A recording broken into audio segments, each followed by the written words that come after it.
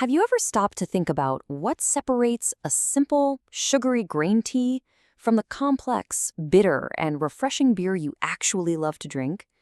Well, the secret isn't just about fermentation. It's about a violent, roiling, one-hour crucible of heat that literally forges the very soul of the beer. This is the story of the boil. So what is really going on inside that kettle? It's way more than just getting things hot. The boil is this multitasking marvel, a 60-minute transformation where a raw, kind of vulnerable liquid is purified, refined, and fundamentally changed into the foundation of beer. All right, so before this whole transformation can even begin, we need to understand our starting material. It's this sweet, promising liquid called wort. Now this wort, it's basically a sweet soup made from malted grains. It's absolutely packed with sugars, which is great for the yeast later on, but it's also full of things we don't want. We're talking active enzymes, unwanted microbes, and volatile compounds that can give the final beers some pretty funky off flavors. It's got the potential for sure, but it's far from perfect. It needs to be tamed. Okay, this is where the magic really happens. That 1-hour boil isn't just a single action. It's a whole series of crucial jobs all happening at the same time. Think of it as the brewer's ultimate quality control step. We can pretty much break this whole transformation down into 2 core missions. First, the boil purifies the wort. It cleans it up, gets rid of all the stuff we don't want. Second, it actively creates the characteristics we do want, building the flavor, the bitterness, and the body of the beer. So let's break that down. The most fundamental job, right off the bat, is sterilization. Raw materials like malt are literally covered in wild yeasts and bacteria. A good, vigorous boil is like hitting a reset button. It kills off all these contaminants and creates a perfectly clean slate, so only the brewer's chosen yeast can do its work later without any competition. Next up is stabilization. Remember those enzymes from the mashing stage that converted starch into sugar? Well, if we don't stop them, they'll just keep on working, changing the beer's profile in all sorts of unpredictable ways. The heat from the boil basically shuts them down for good, locking in the precise sugar profile the brewer was aiming for. The boil also acts kind of like a chimney. There are these unpleasant aromas, especially a compound called DMS that can taste like cooked corn or cabbage. Yuck. But these things are volatile, so the rolling boil drives them off as steam, literally venting them out of the wort and leaving behind a cleaner, much more desirable flavor base. And now for the fun part, the creation side of things. The intense heat causes sugars and amino acids to react in what's called the Maillard reaction. This is the exact same process that gives toast its color and a steak its savory crust. In our beer, it's developing richer, maltier flavors and deepening the color of the wort. You might think all this boiling means a ton of water just evaporates into thin air, and yeah, traditionally it did. But what's really amazing is how efficient modern brewing has become. With advanced kettle designs and energy recovery systems, brewers can get all these critical jobs done with as little as 4% evaporation. That's an incredible feat of engineering.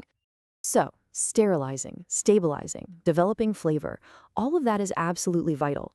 But there is one transformation that happens during the boil that, more than any other, defines what we think of as beer. We are talking, of course, about hops. Without the boil, hops would just be a leafy green addition. The boil is what unlocks their true potential. So hops contain these things called bitter resins, and the most important one is called alpha acid. But here's the catch. In its natural state, alpha acid isn't actually very bitter, and, this is crucial, it doesn't dissolve well in water. If you just steeped hops in warm wort, you really wouldn't get much bitterness at all. The intense heat of the boil triggers this really powerful chemical reaction. It changes the very molecular structure of those alpha acids in a process called isomerization. You can think of it like a key that doesn't quite fit a lock. The boil reshapes that key, allowing it to finally unlock the bitterness that we can actually taste. And the result of this change is just profound. Before the boil, we have these alpha acids, not very bitter, and they don't like to stay in the liquid. After the boil, they're transformed into isoalpha acids, and these are intensely bitter, and most importantly, highly soluble. That means the bitterness is now locked into the wort and it's going to carry through all the way to the final beer. But here's the crazy part. Even with this amazing reaction, the process is surprisingly inefficient. For every 100 potential bitterness units you throw in using whole hops, you might only get about 30 of them into the final beer. The rest just gets lost along the way, stuck to yeast or left behind in the kettle. So, to combat this, the industry has developed some really advanced hop products. By pre-isomerizing the hops before they even get to the brewery, you can basically double your efficiency. And with modern post-fermentation extracts, that utilization can climb as high as 85%. It's a huge leap in precision and efficiency for brewers.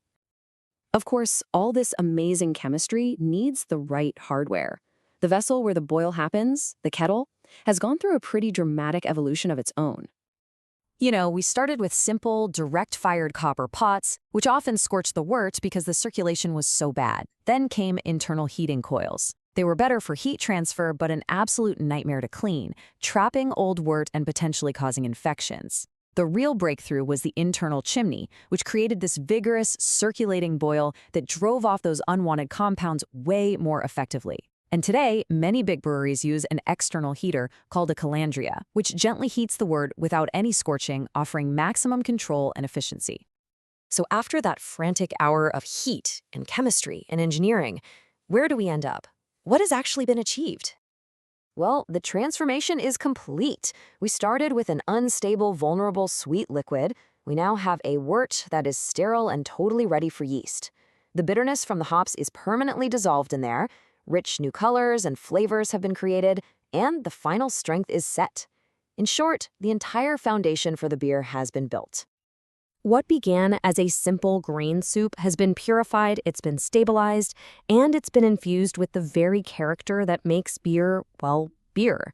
It's this amazing process of both destruction and creation, all happening at once in that roiling kettle.